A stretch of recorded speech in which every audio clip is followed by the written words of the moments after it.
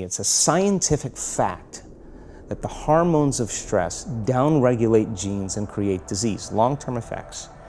Human beings, because of the size of the neocortex, we can turn on the stress response just by thought alone. We can think about our problems and turn on those chemicals.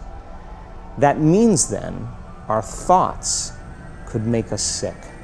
So if it's possible that our thoughts could make us sick, is it possible then our thoughts could make us well? The answer is absolutely yes. Hey everybody, welcome to Impact Theory. Our goal with this show and company is to introduce you to the people and ideas that will help you actually execute on your dreams. All right, today's guest is a New York Times best-selling author and one of the most sought-after speakers in the world. He's lectured and given advanced workshops in more than 30 countries across 5 continents, all with the aim of helping people better understand and unlock the power of their mind. His expertise is the intersection of the fields of neuroscience, epigenetics, and quantum physics, and he's partnered with other scientists across multiple disciplines to perform extensive research on the effects of meditation, using advanced technologies such as epigenetic testing, brain mapping with EEGs, and gas discharge visualization technology. Through his work, he is endeavoring to help advance both the scientific community and the public at large's understanding of mind-derived health optimization, a topic he covered extensively in his groundbreaking book, You Are the Placebo. His teaching has had such a profound impact on the way that people perceive a wide range of brain-related topics around mindfulness and well-being that he's a faculty member at the Quantum University in Hawaii, the Omega Institute for Holistic Studies in New York, and the Kripalu Center for Yoga and Health in Stockbridge, Massachusetts. He's also an invited chair of the research committee at Life University in Atlanta, as well as a corporate consultant where he delivers his lectures and workshops for businesses. So please, help me in welcoming the man who has appeared in such films as Heal, People versus the State of Illusion, and Unleashing Creativity, the author of the recent book, Becoming Supernatural, Dr. Joe Dispenza.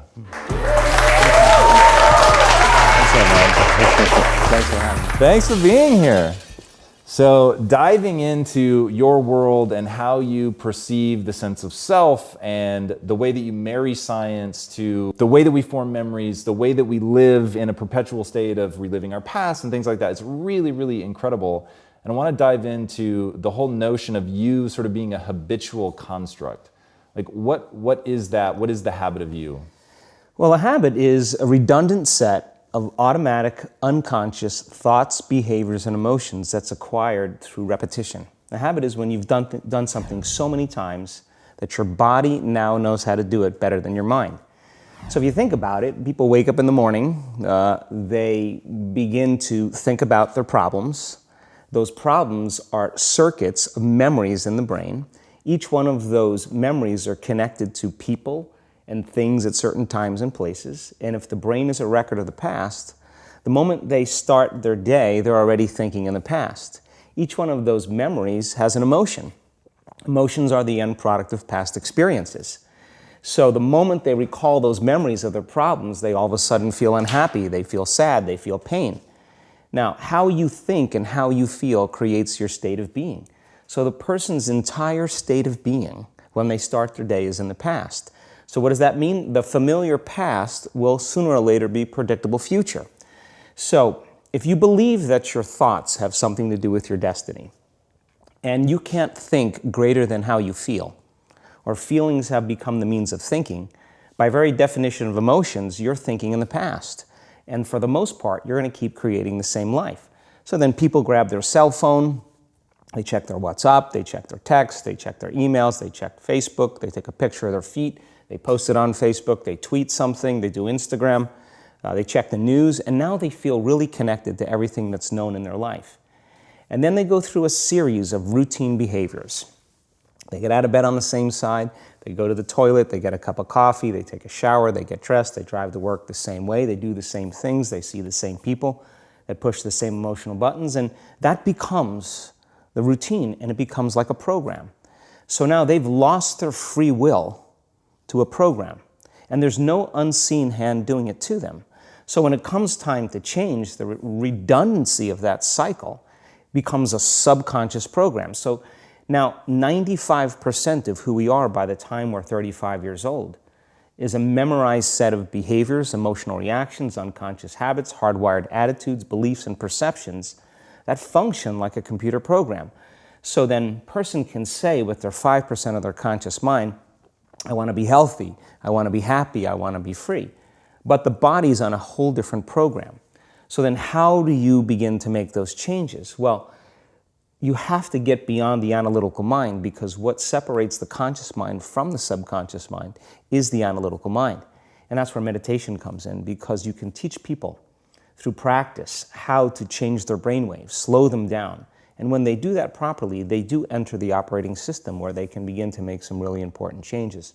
So most people then wait for crisis or trauma or disease or diagnosis. They wait for loss, some tragedy to make up their mind to change. And my message is, why wait? And you can learn and change in a state of pain and suffering, or you can learn and change in a state of joy and inspiration. And I think right now, the cool thing is that people are waking up.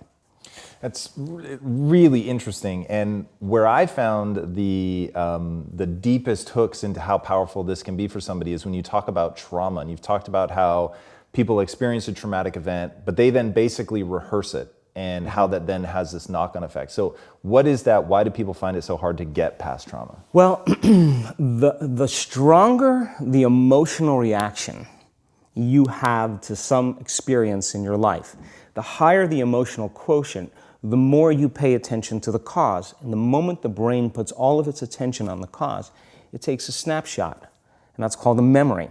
So long-term memories are created from very highly emotional experiences.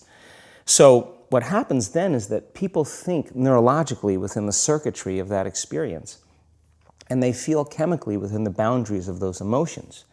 And so when you have an emotional reaction to someone or something, most people think that they can't control their emotional reaction.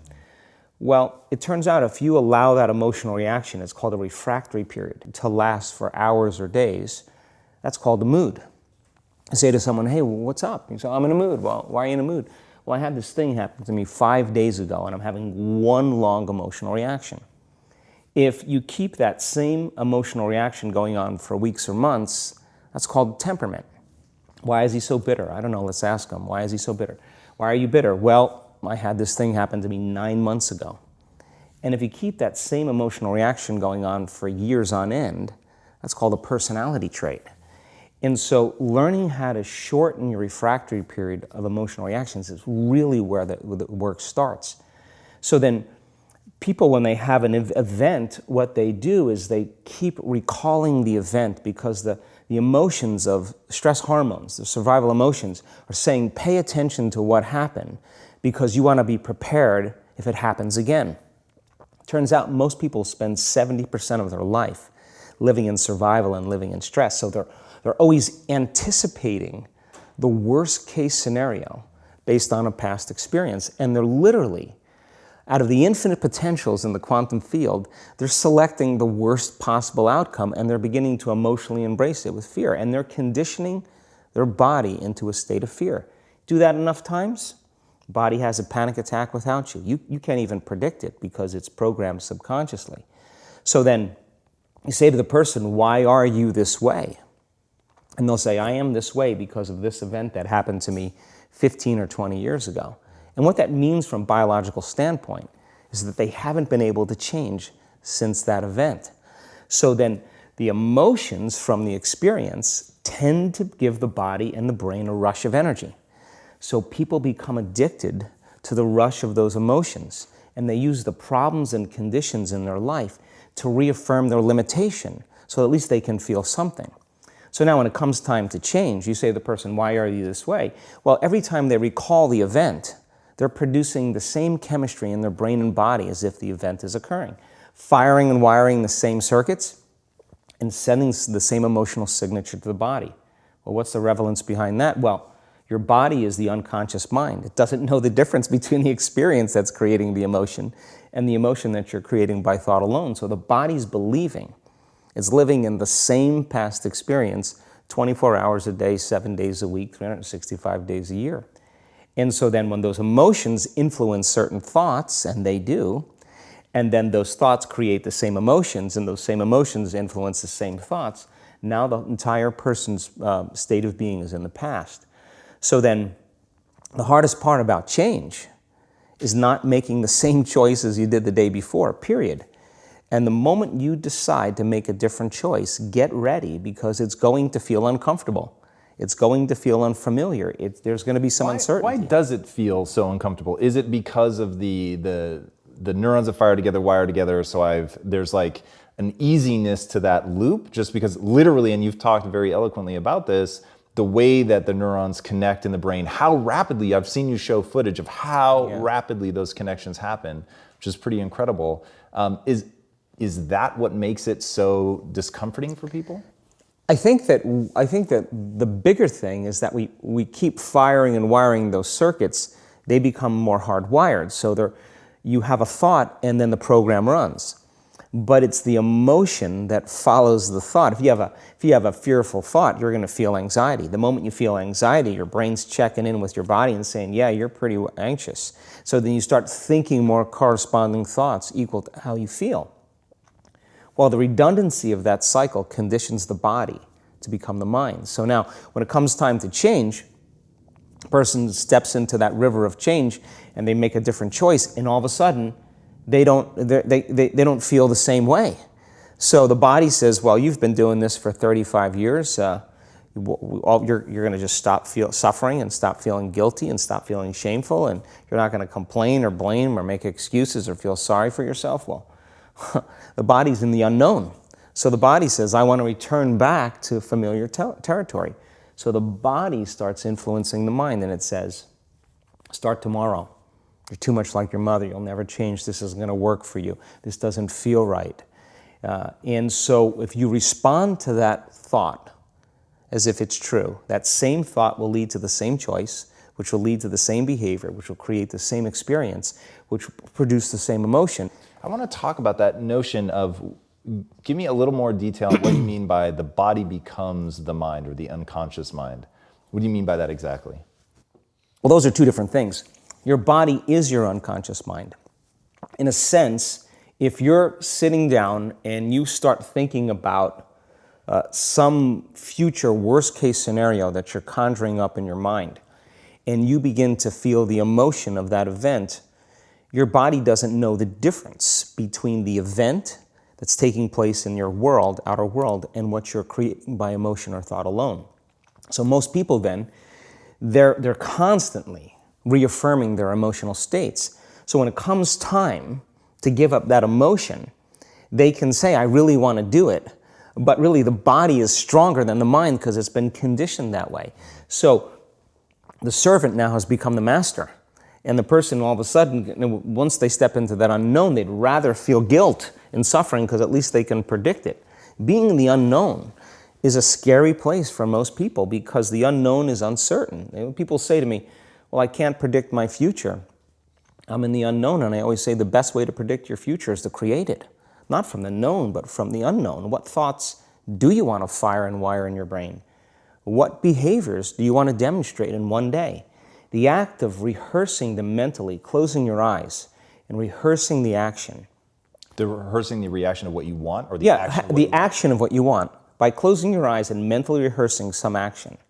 If you're truly present, the brain does not know the difference between what you're imaging and what you're experiencing in 3D world. So then you begin to install the neurological hardware in your brain to look like the event has already occurred. Now, your brain is no longer a record of the past. Now it's a map to the future. And if you keep doing it, priming it that way, the hardware becomes a software program. And who knows, you just may start acting like a happy person. And then I think the hardest part is to teach our body emotionally what the future will feel like ahead of the actual experience. So what does that mean? You can't wait for your success to feel empowered. You can't wait for your wealth to feel abundant. You can't wait for your new relationship to feel love, or your healing to feel whole. I mean, that's the old model of reality, of cause and effect, waiting for something outside of us to change how we feel inside of us. And when we feel better inside of us, we pay attention to whoever or whatever caused it. But what that means then is that from the Newtonian world is that most people spend their whole life living in lack, waiting for something to change out there. What do you mean the Newtonian world? The Newtonian world is all about the predictable. It's all about predicting a future. But the quantum model of reality is about causing an effect. The moment you start feeling abundant and worthy, you are generating wealth. The moment you're empowered and feel it, you're beginning to step towards your success. The moment you start feeling whole, your healing begins. And when you love yourself and you love all of life, you'll create an equal. And now you're causing an effect. And I think that's the difference between living as a victim in your world, saying, I am this way because of this person or that thing or this experience. They made me think and feel this way. When you switch that around, you become a creator of your world, and you start saying, my thinking and my feeling is changing an outcome in my life. And now that's a whole different game, and we start believing more that we're creators of reality. So how do we go from, okay, I have this negative emotion, it's controlling my life, it's got me in this cycle of, I think about this emotion, which triggers a chemical reaction, which trains my body to feel that way, which makes it easier, more likely I will do it again. And so now I'm in this vicious cycle. And it's unconscious. Right. And you said, does your thinking create your environment, or does your environment create your thinking, which I thought was really, really interesting. So how do we then go from that, like mechanistically, to begin this visualization process of something that's empowering? It's me in a different state. It's my future self. Is it meditation? What does that look like? If you're not being defined by a vision of the future, then you're left with the old memories of the past, and you will be predictable in your life. And if you wake up in the morning and you're not being defined by a vision in the future, as you see the same people and you go to the same places and you do the exact same thing at the exact same time, it's no longer that your personality is creating your personal reality. Now your personal reality is affecting or creating your personality. Your environment is really controlling how you think and feel unconsciously, because every person, everything, every place, every experience has a neurological network in your brain. Every experience that you have with every person produces an emotion. So some people will use their boss to reaffirm their addiction to judgment. They'll use their enemy to reaffirm their addiction to hatred. They'll use their friends to reaffirm their addiction to suffering. So now they need the outer world to feel something. So to change then is to be greater than your environment, to be greater than the conditions in your world. And the environment is that seductive. So then why is meditation the tool? Well, let's sit down, let's close our eyes. Let's disconnect from your outer environment. So if you're seeing less things, there's less stimulation going to your brain. If you're playing soft music or you have earplugs in, less sensory information coming to your brain, so you're disconnecting from your environment. If you can sit your body down and tell it to stay like an animal, stay right here. I'm going to feed you when we're done. You can get up and check your emails. You can do all your texts. But right now, you're going to sit there and obey me. So then, when you do that properly, and you're not eating anything or smelling anything or tasting anything, you're not up experiencing and feeling anything, you would have to agree with me that you're being defined by a thought, right? So when the body wants to go back to its emotional past, and you become aware that your attention is on that emotion, and where you place your attention is where you place your energy, you're siphoning your energy out of the present moment into the past, and you become aware of that. And you settle your body back down in the present moment, because it's saying, well, it's 8 o'clock. You normally get upset because you're in traffic around this time, and here you are sitting, and we're used to feeling anger, and you're off schedule. Oh, it's 11 o'clock, and you usually check your emails and judge everybody. Well, the body's looking for that predictable chemical state. Every time you become aware that you're doing that, and your body is craving those emotions, and you settle it back down into the present moment, you're telling the body it's no longer the mind, that you're the mind, and now your will is getting greater than the program. And if you keep doing this over and over again, over and over again, over and over again, just like training a stallion or a dog, it's just going to say, I'm going to sit. And the moment that happens, when the body's no longer the mind, when it finally surrenders, there's a liberation of energy. We go from particle to wave, from matter to energy, and we free ourselves from the chains of those emotions that keep us in the familiar past. And we've seen this thousands of times. In fact, we can actually predict it now on a brain scan. Yeah, I found that so interesting. Let's go a little bit harder on metacognition, the notion that you don't have to believe everything you think. I love the way that you talk about that. Yeah, we have a huge frontal lobe, and it's 40% of our entire brain. And most people, when they have a thought, they just think that that's the truth. And I think one of my greatest realizations in my own journey was just because you have a thought doesn't necessarily mean it's true. So if you think 60 to 70,000 thoughts in one day, and we do, and 90% of those thoughts are the same thoughts as the day before, and you believe that your thoughts have something to do with your destiny, your life's not going to change very much, because the same thought leads to the same choice leads to the same behavior creates the same experience, and the same experience produces the same emotion. And so then the act of becoming conscious of this process to begin to become more aware of how you think, how you act, and how you feel, it's called metacognition. And so then why is that important? Because the more conscious you become of those unconscious states of mind and body, the less likely you're going to go unconscious during the day. And that thought is not going to slip by your awareness unchecked, because it means to know thyself. The word meditation means to become familiar with. So as you become familiar with the thoughts, the behaviors, and the emotions of the old self, you're retiring that old self. As you fire and wire new thoughts and condition the body into a new emotional state, if you do that enough times, it'll begin to become familiar to you. So it's so important, just like a garden. If you're planting a garden, you got to get rid of the weeds. You got to take the plants from the past year and you got to pull them out. The rocks that sift to the top that are like our emotional blocks, they have to be removed. The soil has to be tenderized and broken down. We have to make room to plant a new garden. So primarily, we learn the most about ourselves and others when we're uncomfortable. Because the moment you move into that uncomfortable state, normally a program jumps in. When that program jumps in, it's because the person doesn't want to be in the present moment and engage it consciously. So when you teach people how to do that with a meditative process, it turns out that when they're in their life, they're less likely to emotionally react. They're less likely to be so rigid and believe the thoughts they were thinking. They're more aware of when they go unconscious back into a habit, and that is what starts the process of change. And so we have to unlearn before we relearn. We have to break the habit of the old self before we reinvent a new self. We have to prune synaptic connections and sprout new connections. We have to unfire and unwire and refire and rewire. We have to unmemorize emotions that are stored in the body, and then recondition the body to a new mind and to a new emotion, like deprogram and reprogram. That's the act, and it's a two-step process. Yeah, I like the way that you call that out as an action. There was another thing that you said that I thought was really powerful about how insights themselves are essentially inert. They don't do anything.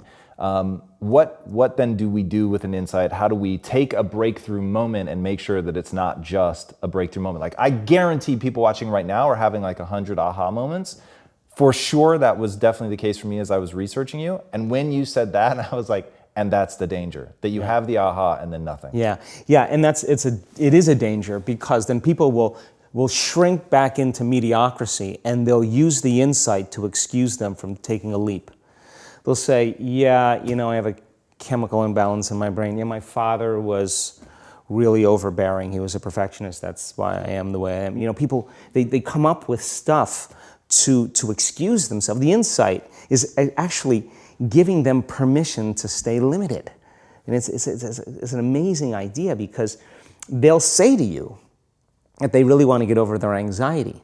But let's take your ex-husband, let's put him in a straitjacket, let's duct tape him and shoot him to the moon. Now what? I mean, what are you going to do now? You still have to make those changes. And so then when the person's enemy dies, or something shifts in their life, and that person's gone, they'll find another person to hate.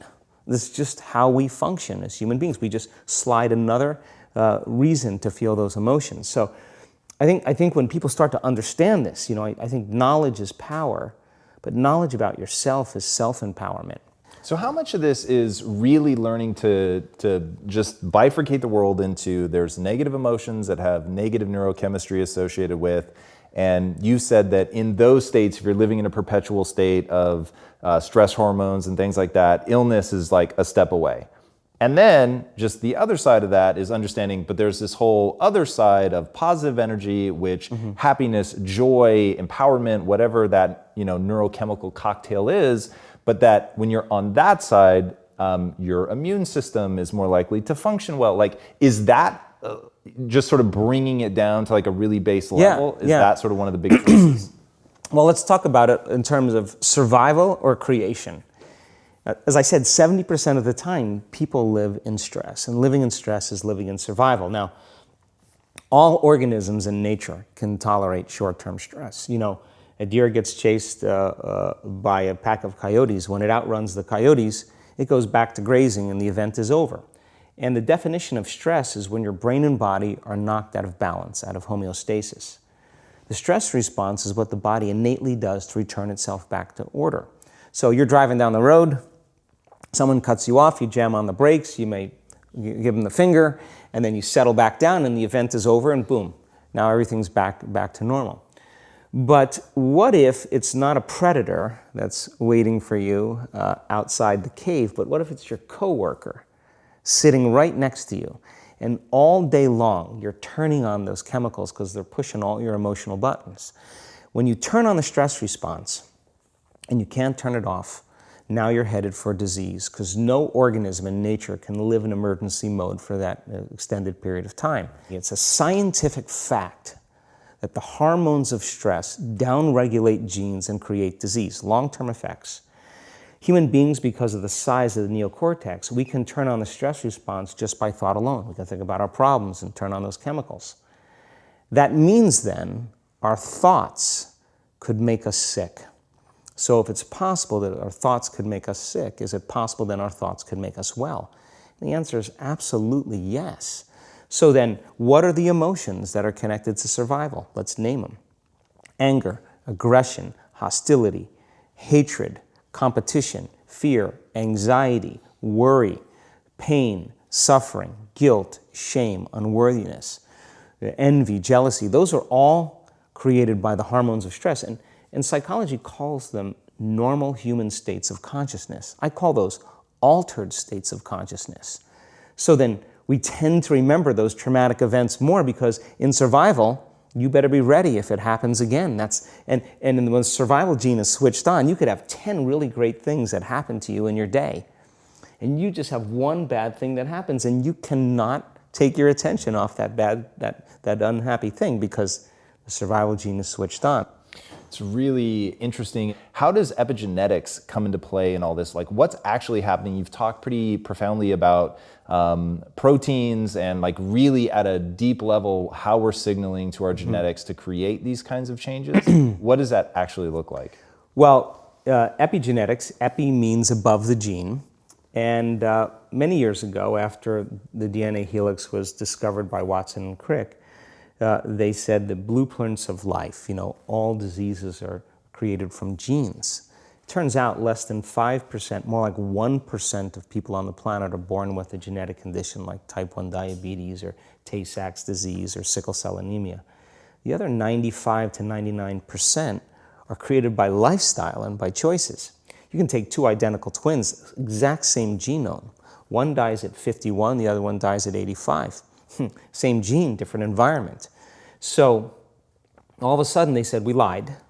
That was wrong. It's not genes that create disease. It's the environment that signals the gene that creates disease. Well, okay. But that's not the whole truth too, because you could have two people working side by side in the same factory. One gets cancer after being exposed to a carcinogenic for 25 years. Both working for 25 years, the other one has no cancer at all.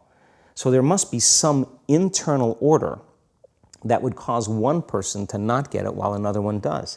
So is it possible then, if the environment signals the gene, and it does, and the end product of an experience in the environment is called an emotion, can you signal the gene ahead of the environment by embracing an elevated emotion? We've done the research on this. We measured 7,500 different gene expressions in a group of people that came to an advanced event for 4 days. And we had them doing a seated meditation, a walking meditation, a laying down meditation, a standing meditation. And at the end of 4 days, just 4 days, the common 8 genes that were upregulated, 2 genes to suppress cancer cells and tumor growth, 2 genes for neurogenesis, the growth of new neurons in response to novel experiences and learning, the gene that signals stem cells to go to damaged areas and repair them, the gene for oxidative stress, was upregulated. We started seeing all these genes that are very, very healthy to cause the body to flourish. Imagine if people were doing that for 3 months. We also measured telomeres, the little shoestrings on the end of DNA that tell us our biological age. We asked people to do the work, meditation, 5 out of 7 days for 60 days. Measure their telomeres that determine their biological age. 60 days later, 74% of the people lengthened their telomeres. 40% significant change. 20% a very remarkable change. That means that they got a little bit of their life back. If it lengthened by 10%, they got 10% of their life back. That's incredible. Before I ask my last question, tell these guys where they can find you online. Sure, my website is just drjoedispenza.com. You can follow us on Facebook, Twitter, Instagram. We're all over. And then my final question, what's the impact that you want to have on the world? I think that the end game for me is to empower people to such a degree that they realize that they need less things outside of them to make them happy, less things outside of them to regulate their moods and their behaviors, and that they begin to use the kind of the power that we all have access to, and to really and to change the world, to make a difference so that there's more peace, there's more wholeness, there's more connection, that we support and love each other, we serve better.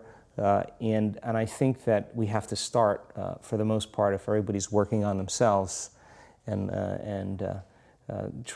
doing their best to present the greatest ideal of themselves to the world, I think the world will be a better place. And so that's my passion, and I'm witnessing it happening now more than I ever thought I would. That's incredible. Joe, thank you so much for being here. It was amazing having you. Guys, go watch this man's videos. They are some of the best explanations of what's going on inside the mind that I've ever come across. There were several that I literally have people in my life that I'm going to force to sit down and watch these things. There's just incredible explanations of how you create yourself out of the things that you do habitually. The way that you think creates a feeling. The way that you feel creates thinking that matches that. And then you get in this cycle, and that coming down to that personality ultimately being a finite set of patterns in your brain, I think is really, really illuminating in terms of how we actually experience the world. And I think when people understand that it's within your control, that you don't have to believe every thought that you think, that you can step outside of that you can leverage metacognition to think about your thinking and deconstruct it and decide what you want to think about and start focusing on that, and create an entirely different version of yourself that has new, elevated feelings, that's over on the side of the positivity, empowering yourself. I think it's really incredible, and he gets deep into the mechanistic stuff, which I love. You guys will not regret diving deep into this man's world. I think you will get some incredible revelations. All right, if you haven't already, be sure to subscribe. And until next time, my friends, be legendary. Take care. Yeah. Thank you so much for being here. That was incredible. Hey everybody, thank you so much for watching and being a part of this community. If you haven't already, be sure to subscribe. You're going to get weekly videos on building a growth mindset, cultivating grit, and unlocking your full potential.